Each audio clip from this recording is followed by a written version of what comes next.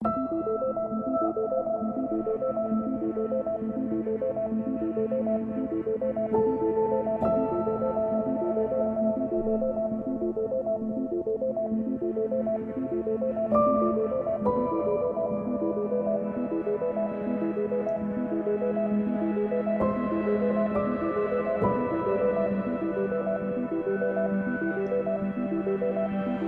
Tuhan, Bapak Ibu sekalian yang dikasihi oleh Tuhan, kita ada lagi di dalam firman Tuhan kali ini yang nanti akan disertai dengan perjamuan suci.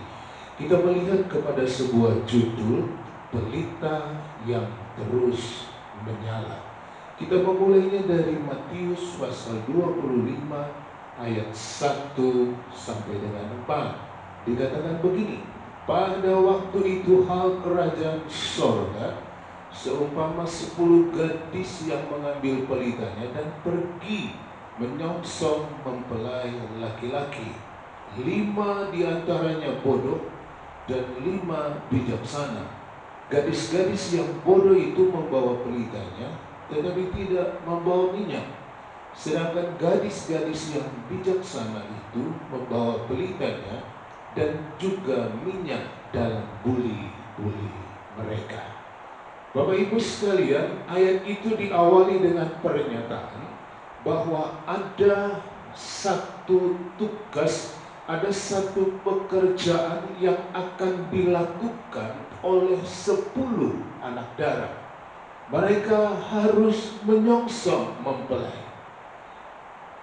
Menyongsong mempelai itu adalah sebuah pekerjaan yang harusnya dilakukan pada malam hari, sehingga diperlukan pelita yang terus menyala. Nah, saudara-saudara, ini digambarkan sebagai hal kerajaan sorga. Artinya perjalanan saya, perjalanan saudara adalah perjalanan seperti menyongsong mempelai. Artinya ada keadaan malam hari yang harus kita jalani, sehingga diperlukan pelita yang terus menyala.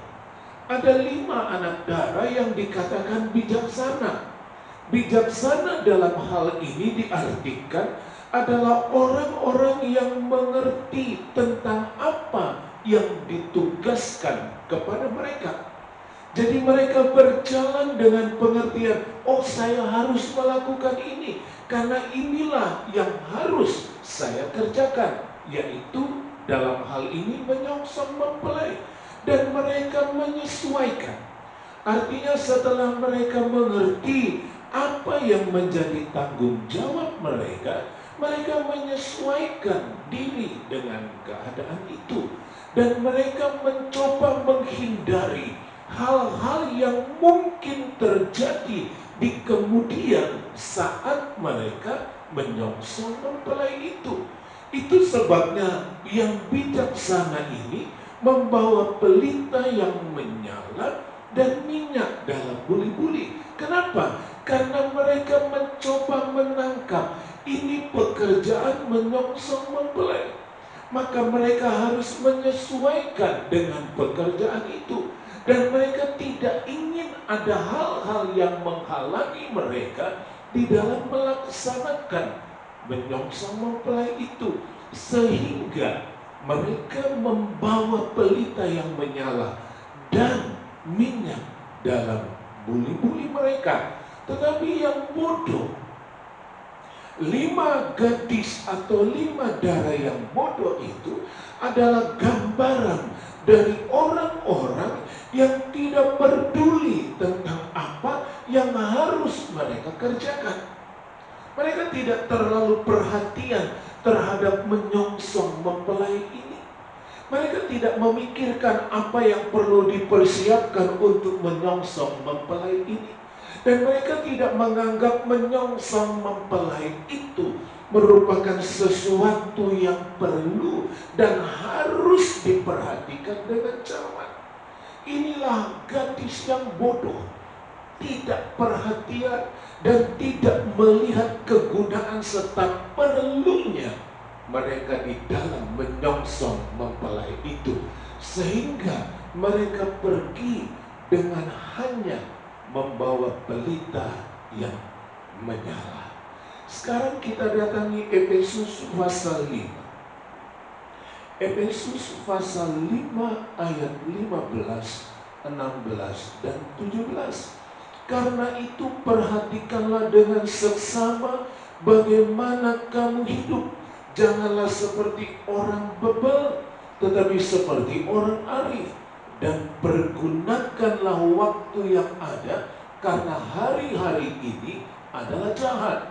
Sebab itu janganlah kamu bodoh, tetapi usahakanlah supaya kamu mengerti kehendak Allah.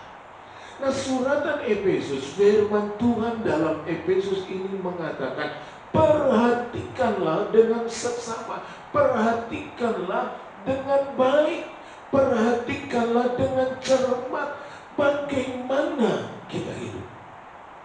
Artinya saudara-saudara, diharapkan kita tidak asal berjalan, kita tidak asalan di dalam melakukan segala sesuatu, tapi kita cermati keadaannya, kita lihat keadaannya dengan baik, lalu kita mulai mengambil sikap yang bijaksana. Apa yang harus saya persiapkan? Apa yang harus saya lakukan?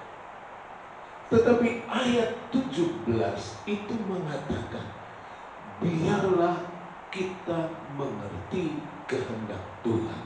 Artinya setelah saya dan saudara memperhatikan dengan seksama, lalu mulai memikirkan dengan bijak apa yang harus dipersiapkan, maka petunjuk atau guide-nya, guidance, pengarah dari apa yang harus kita lakukan itu adalah mengerti kehendak Tuhan.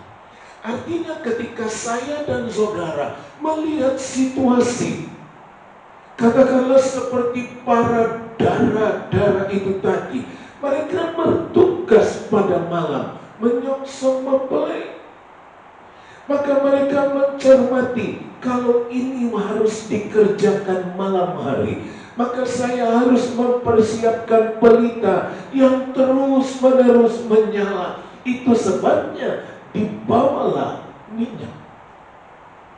Dan kalau dikaitkan dengan Efesus, setelah memperhatikan dengan seksama, lalu memikirkan dengan baik, maka dikawallah semua tindakan, dikawallah semua langkah itu di dalam kehendak daripada Tuhan. Jadi saudara-saudara, kehendak Tuhan itu dijadikan petunjuk supaya kebijakan yang kita ambil itu sesuai dengan keadaan dan firman Tuhan. Yohanes pasal 11. Kita datangi Yohanes 11 ayat 9 dan 10. Kita membaca pernyataan Yesus di situ. Yohanes 11 ayat 9 dan 10. Jawab Yesus, bukankah ada 12 jam dalam satu hari? Siapa yang berjalan pada siang hari, kakinya tidak terantuk, karena ia melihat terang dunia ini. Tetapi jikalau seorang berjalan pada malam hari, kakinya terantuk, karena terang tidak ada di dalam dirinya. Kalau kita melihat Yohanes 11 ini, Yesus mengatakan kita tidak terantuk waktu jalan di siang hari adalah karena ada terang dunia. Tetapi kalau orang berjalan pada malam hari tanpa terang, maka dia akan terantuk. Jadi dari Yohanes 11 ayat 9 dan 10 ini, saudara, kita mendapati bahwa kalau kita berjalan, kita perlu terang. Baik itu pada siang hari ada terang dunia, maupun pada malam kita memerlukan pelita yang menyala supaya tidak terantuk. Dengan kata lain, saudara-saudara, Yesus memberitahu bahwa pada siang dan malam diperlukan terang supaya saya dan saudara dapat berjalan dengan baik dan tidak teratur. Yohanes 1 ayat yang kelima menunjukkan hal yang bisa mengatasi kegelapan itu hanyalah terang. Sebab Yohanes 1 ayat 5 mengatakan, terang itu bercahaya di dalam kegelapan dan kegelapan itu tidak menguasainya. Itu sebabnya saudara, kita melihat 5 darah yang bijaksana. Mereka berusaha mempertahankan pelita mereka terus menyala, tidak sampai padam. Dan mereka menyediakan minyak di dalam puli-puli karena mereka tahu baik siang atau malam dalam segala keadaan diperlukan pelita yang terus menyala, sebab hanya terang saja yang mengalahkan kegelapan itu. Saudara, ketika kita membaca apa yang dinyatakan, disampaikan oleh Tuhan Yesus tentang perumpamaan dirham yang hilang, kita melihat bagaimana ibu yang kehilangan dirham itu, dia menyalakan pelita lalu mencari dirham itu.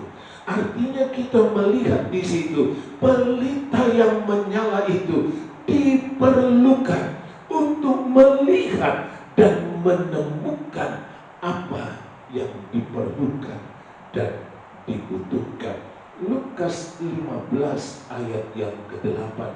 Atau perempuan manakah yang mempunyai 10 dirham, dan jika ia kehilangan satu di antaranya, tidak menyalakan pelita dan menyapu rumah serta mencarinya dengan cermat sampai ia menemukannya.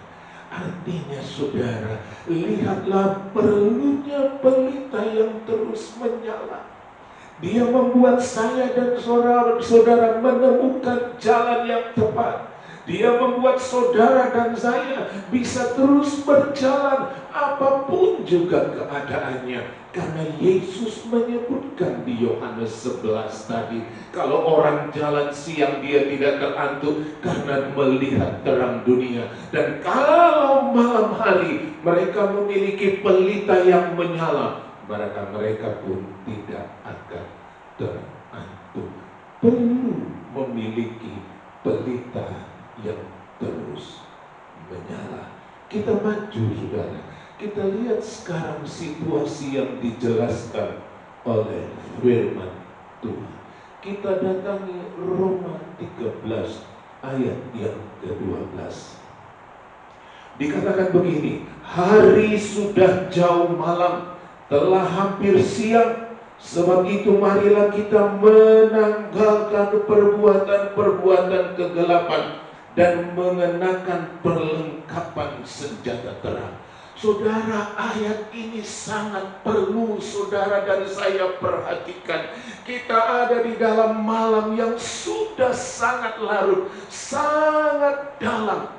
Malam yang begitu gelap dan sudah menjelang siang. Saudara, perlu sekali kita menangkap sebuah kebenaran di sini. Kita ada di saat-saat menjelang akan datangnya terang, sehingga akan terlihat seperti apa keadaan kita. Itu sebabnya kalau saja kita sadar kita sedang ada di dalam gelap, malam yang sudah larut, dalam dan jauh sekali, tetapi situasinya masih gelap, dia akan menuju terang, sehingga ketika terang itu muncul, didapatilah keadaan saudara dan saya seperti apa. Waktu-waktu ini adalah waktu yang menentukan seperti apa saudara dan saya akan didapati Tuhan mempelai itu. Seperti apa keadaan saudara dan saya ketika siang itu muncul, ketika tidak ada lagi yang bisa diakali, tidak ada lagi yang bisa diperbaiki, tidak ada lagi yang bisa dilakukan. Ketika terang itu muncul, akan terlihat seperti apa keadaan saudara dan saya. Itu sebabnya Tuhan menyatakan di dalam Lukas 12 ayat yang ke-35, Dia katakan begini, hendaklah pinggangmu tetap berikat dan pelitamu tetap menyala. Pelita yang terus menyala itu membuat kita bisa mengecek, membuat kita bisa memperhatikan apakah pinggang kita ini masih berikat. Pinggang yang terikat itu menggambarkan orang yang selalu siap sedia. Pinggang yang terikat itu menunjukkan hamba yang siap setiap saat menantikan kedatangan Tuhannya. Kalau pelita itu padam, kalau terang itu tidak ada, kalau pelita itu kehabisan minyak dan tidak lagi terus menyala, maka kita tidak akan bisa memperhatikan apakah pinggangku masih berikat, apakah pinggangku masih terikat. Dibutuhkan pelita yang terus menyala saat siang itu sudah semakin dekat. Kita maju, 1 Tesalonika 5 ayat 5 dan 6 menulis tentang siapa saudara dan saya sebenarnya. 1 Tesalonika 5 ayat 5 dan 6, karena kamu semua adalah anak-anak terang dan anak-anak siang. Kita bukanlah orang-orang malam atau orang-orang kegelapan. Sebab itu baiklah jangan kita tidur seperti orang-orang lain, tetapi berjaga-jaga dan sadar. Saudara dan saya adalah anak-anak terang, anak siang, karena saudara dan saya memiliki Yesus yang adalah terang dunia. Saya dan saudara adalah anak terang dan anak siang. Sesungguhnya saudara dan saya tidak ada kegentaran, tidak perlu takut, tidak perlu susah, tidak perlu gelisah dengan situasi seperti gelap apapun juga. Situasi segelap apapun seharusnya tidak menggentarkan saudara, seharusnya tidak menakutkan saudara, sebab saudara bisa melihat apakah di pinggangmu masih ada terikat ikat pinggang yang menjadi andalan kita. Kita adalah anak-anak terang karena kita memiliki Yesus. Dan ketika kita mengenakan Yesus, kita seperti orang yang memiliki senjata terang yang kita andalkan untuk menghadapi kegelapan ini. Yesus adalah terang dunia. Dan ketika kita memiliki Yesus, kita mengenakan Dia dalam hidup kita, maka kita menjadi orang-orang yang punya kemampuan untuk menghadapi situasi gelap seperti apapun. Setiap saat saudara bisa melihat diri saudara, setiap saat saudara bisa mengontrol diri saudara. Apakah pinggangmu masih berikatkan ikat pinggang rohanimu itu? Karena Yesus adalah terang dunia yang ada di dalam saudara. Yeremia 20 ayat yang ke-9. Yeremia pasal 20 ayat 9. Tetapi apabila aku berpikir aku tidak mau mengingat Dia dan tidak mau mengucapkan firman lagi demi namanya, maka dalam hatiku ada sesuatu yang seperti api yang menyala-nyala, terkurung dalam tulang-tulangku. Aku berlelah-lelah untuk menahannya, tetapi aku tidak sanggup. Seperti nyala api dalam hati dan tulang kita. Itulah arti kehadiran Tuhan.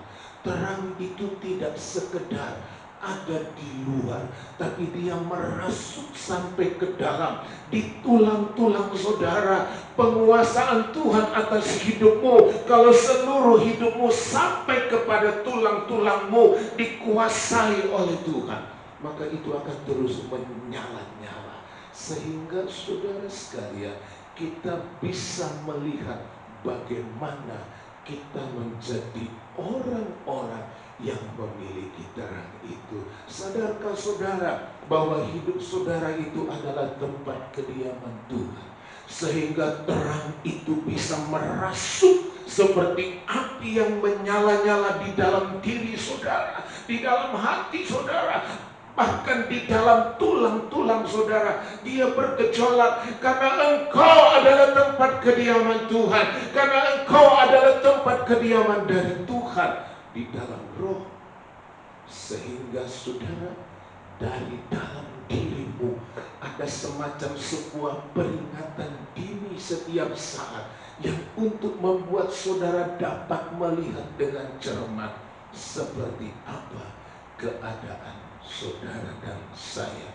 Anak terang yang memiliki Yesus, pelitanya terus menyala.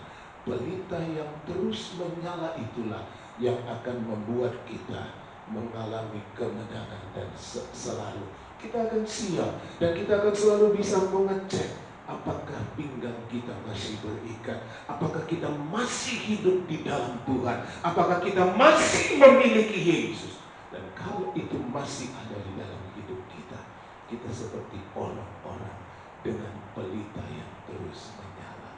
Yesus tinggal di dalam saudara, Yesus diam di dalam saudara. Dan kalau kita menerima tubuh dan darah Tuhan kali ini, yakinlah Yesus akan semakin dalam di dalammu, Yesus akan semakin dalam di dalam hidupmu, sehingga di dalam hatimu dan di dalam tulang-tulangmu ada nyala api yang akan selalu berkobar-kobar, membuat engkau setiap saat dapat memperhatikan dengan baik bagaimana engkau sudah hidup. Puji Tuhan. Kita nyanyi satu nyanyian, cintanya dan kasihnya. Amin.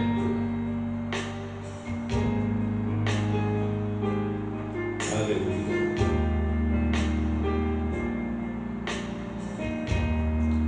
Amin Tuhan.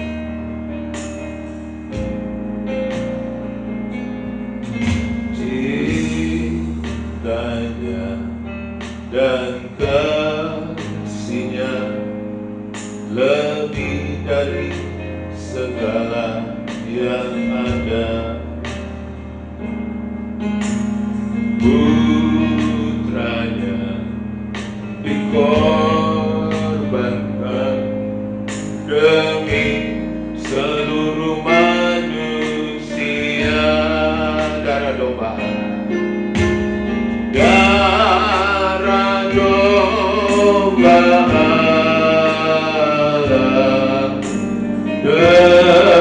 tercurah di Kalvari. Darahnya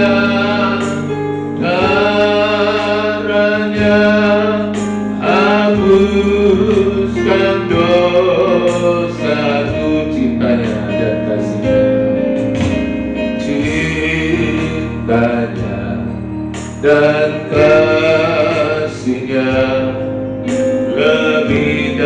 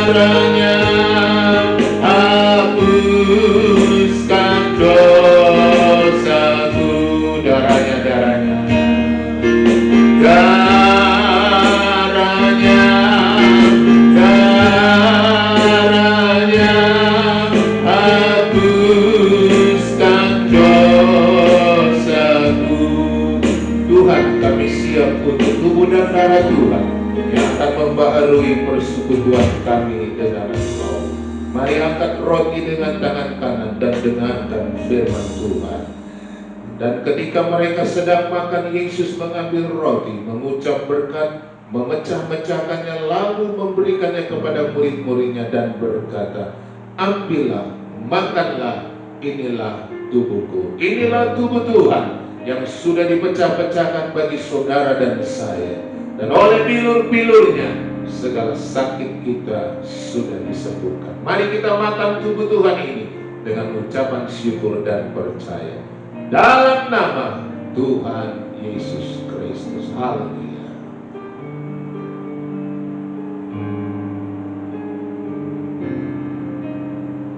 Terima kasih Tuhan. Terima kasih untuk tubuhmu. Terima kasih untuk pengorbanan.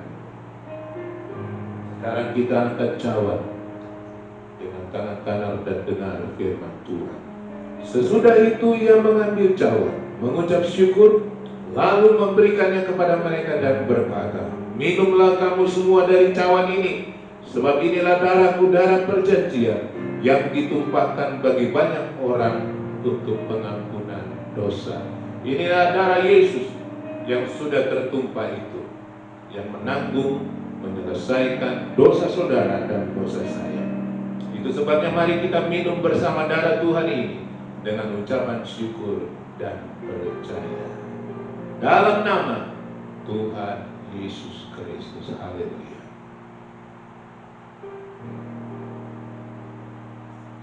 Terima kasih Tuhan, terima kasih. Kami dibaharui, kami dipulihkan dalam persekutuan dengan Engkau di dalam Tuhan Yesus Kristus. Dan kami sekarang kembali memiliki otoritas Tuhan. Kami sekarang kembali memiliki terang yang dahsyat dan ajaib itu. Terang yang memampukan kami untuk berjalan siang dan malam. Terang yang membuat kami boleh menyadari seperti apa keadaan kami.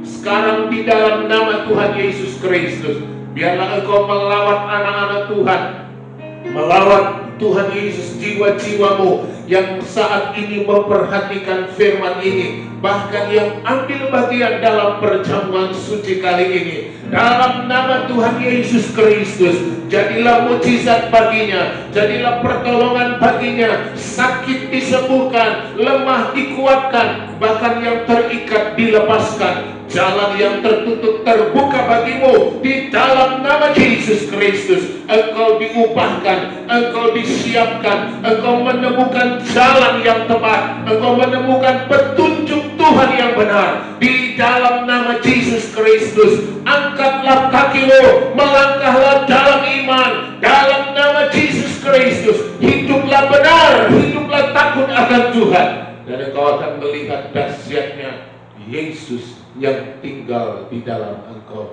Biarlah pelitamu terus menyala. Engkau akan menerusi hari-harimu dengan kebenaran. Terima kasih Tuhan untuk tubuh dan darah-Mu. Terima kasih untuk firman Tuhan. Di dalam nama Tuhan Yesus Kristus, mereka yang sedang gundah, mereka yang sedang kebingungan, dapat jawaban kali ini. Dalam nama Tuhan Yesus, dalam nama Tuhan Yesus. Yesuslah yang menjawabmu, Yesuslah yang menjadi jawabanmu, Yesuslah yang menjadi pertolonganmu. Dalam nama Tuhan Yesus. Terima kasih Tuhan, terima kasih.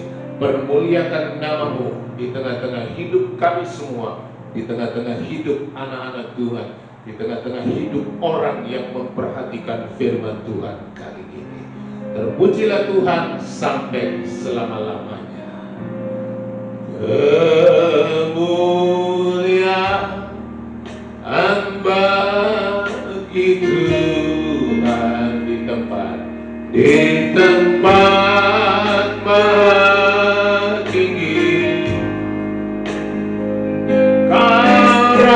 Kerajaan diagukan dan dipuji.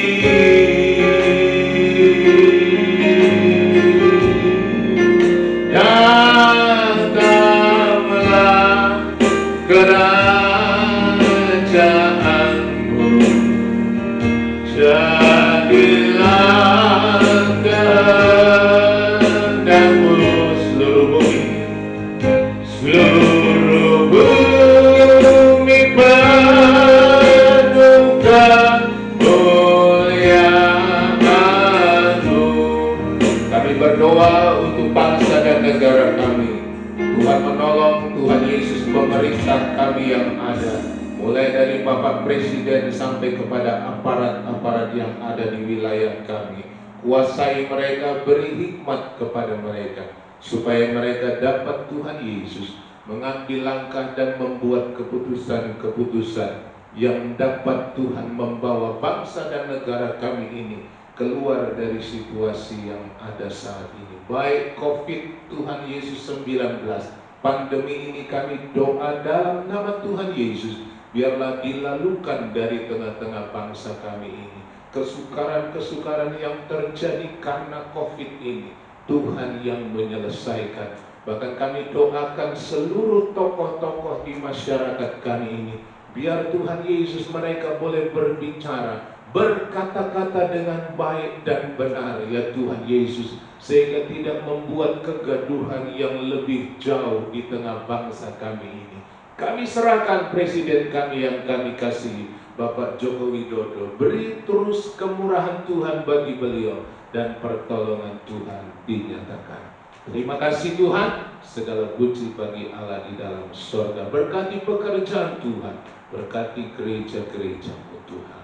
Dalam nama Tuhan Yesus, kami naikkan doa kami. Dan sekarang biarlah berkat anugerah dari Allah Bapa di surga, cinta kasih dari Tuhan Yesus, serta persekutuan dari Allah Roh Kudus ada atas kita semua hari ini, sampai Maranatha saat kita bertemu Tuhan Yesus kekasih jiwa itu. Dengan ucapan syukur dalam nama Tuhan Yesus, kami sudah berdoa akhiri semuanya. Haleluya, haleluya. Amin.